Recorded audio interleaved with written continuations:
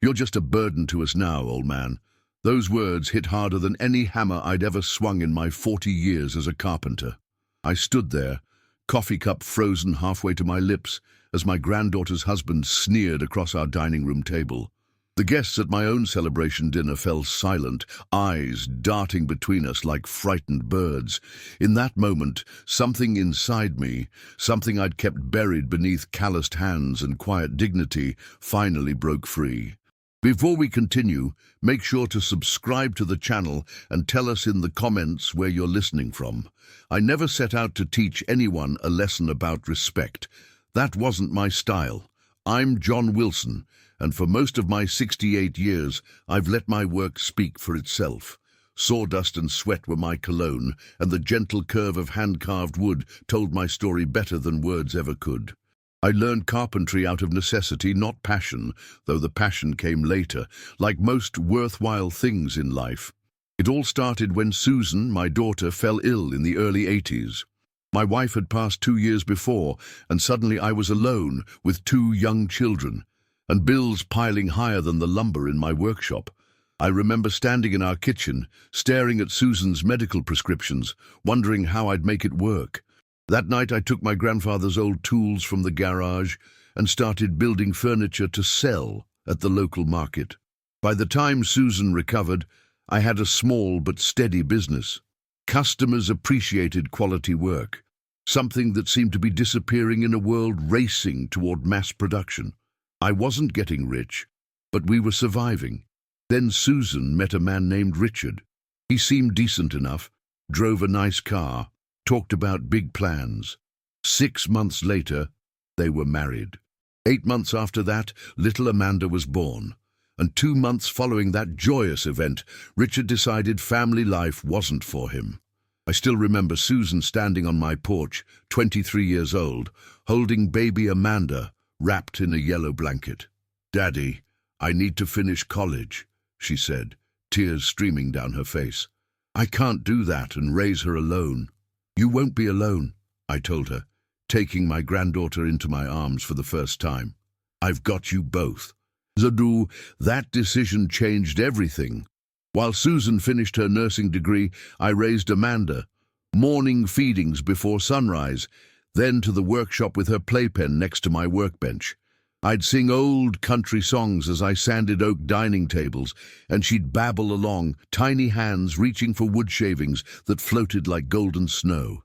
"Look, but don't touch, Mandy girl," I'd say, guiding her curious fingers away from sharp tools. "Some beautiful things can hurt you if you're not careful." I never knew a lesson could be so prophetic. As Amanda grew, so did my business. I expanded from furniture to custom cabinetry, then to full house renovations. People trusted my work because I never cut corners. Wilson quality became known throughout our small town.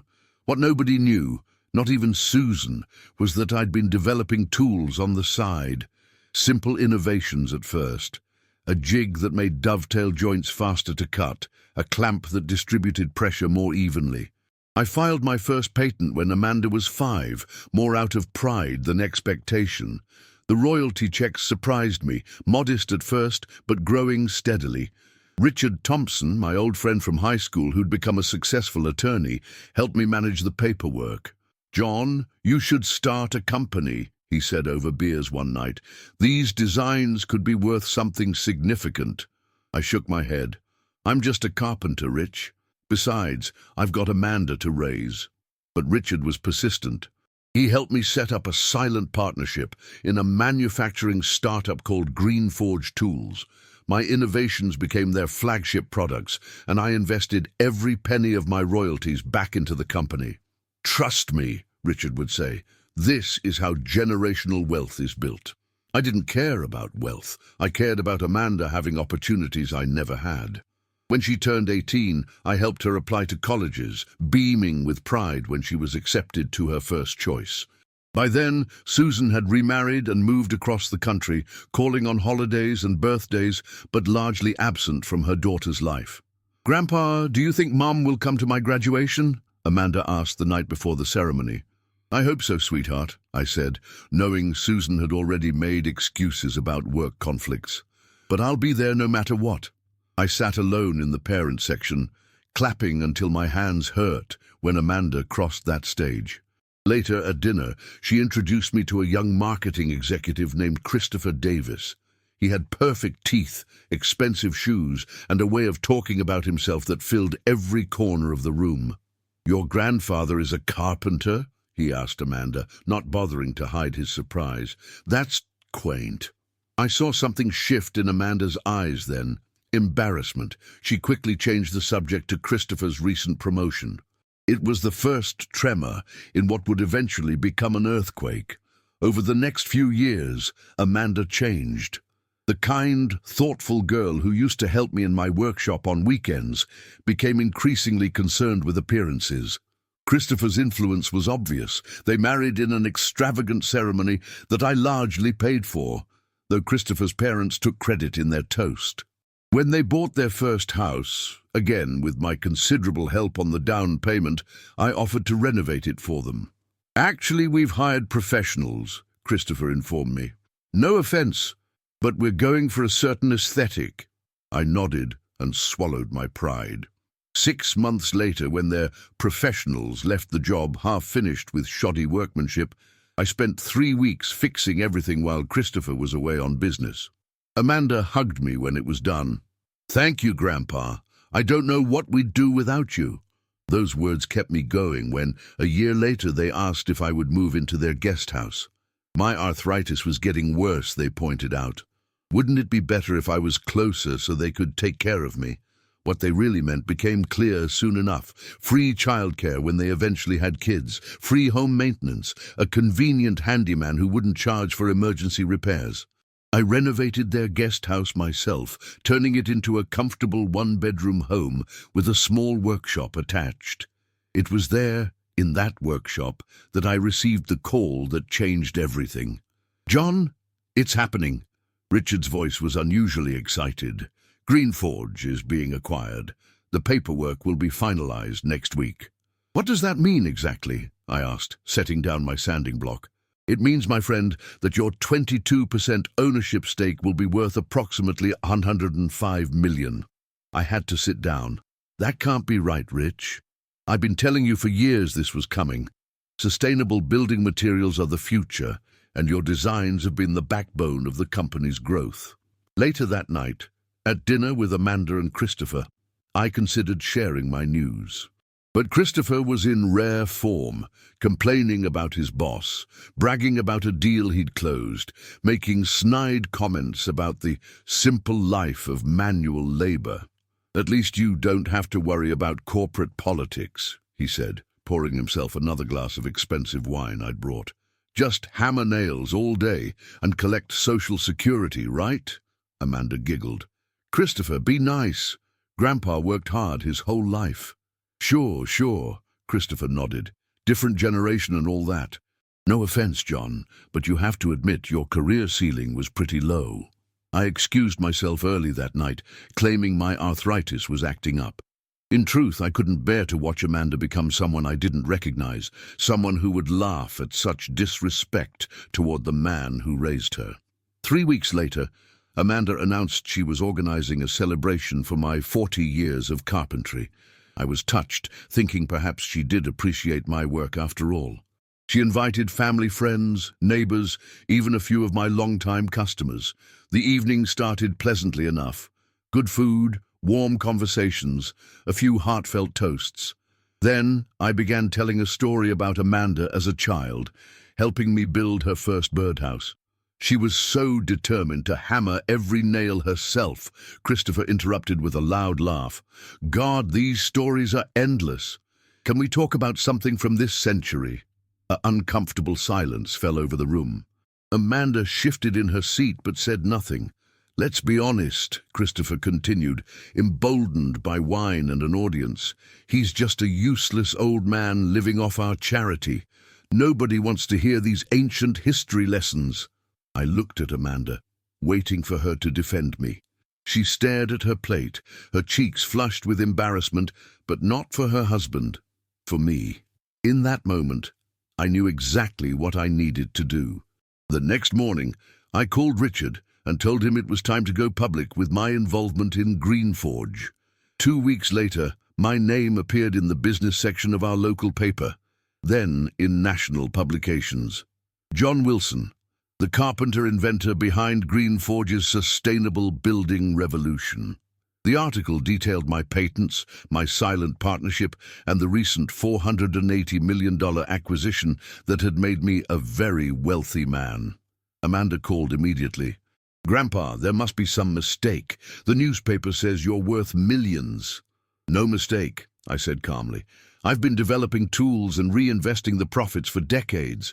But why didn't you tell us?" Her voice had a strange edge to it. Not happiness for me, but something closer to panic. "Would it have mattered?" I asked. "Would Christopher have shown me more respect if he knew I had money?" Her silence was answer enough.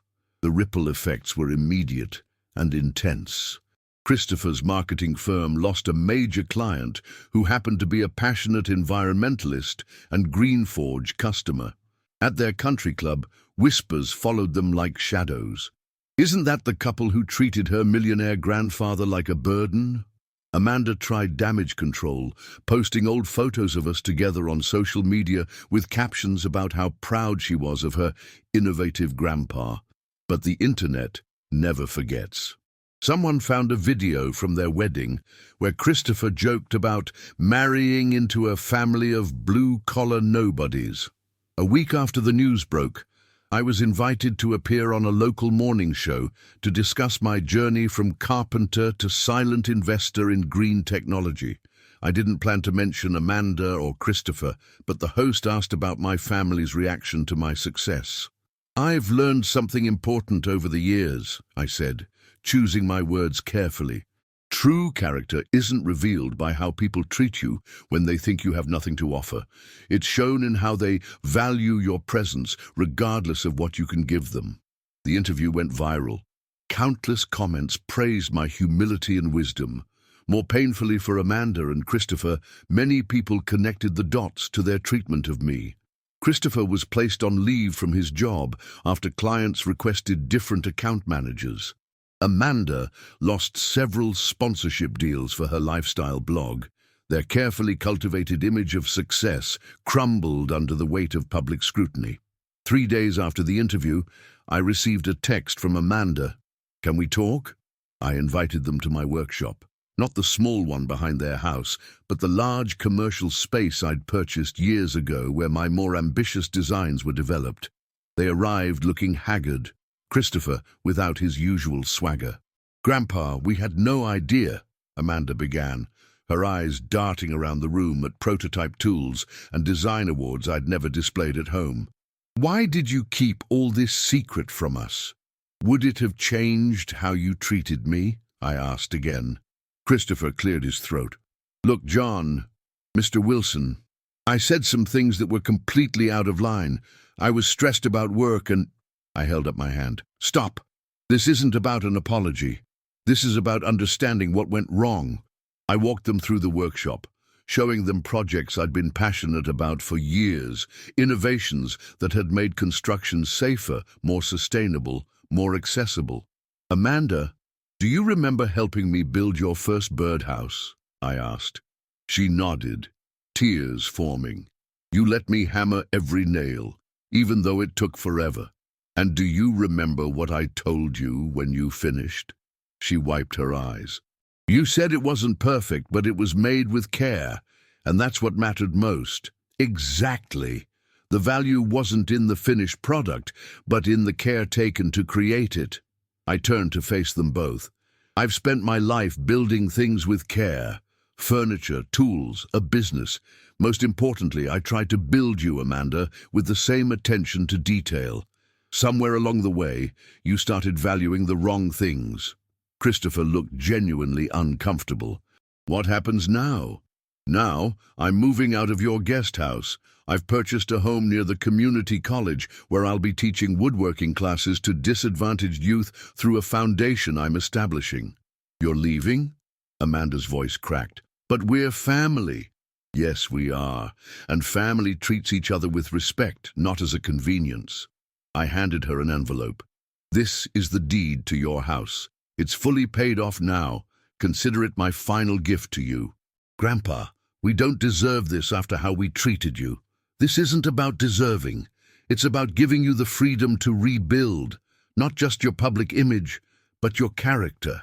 The question is, what will you construct with that freedom? In the months that followed, I watched from a distance as Amanda and Christopher faced the consequences of their actions. Christopher's parents cut them off financially after the public embarrassment. He eventually found work at a smaller firm with a significant pay cut.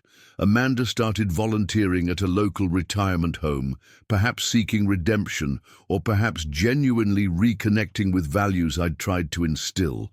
One afternoon, about 6 months after I'd moved out, Amanda showed up at my workshop carrying a small wooden box.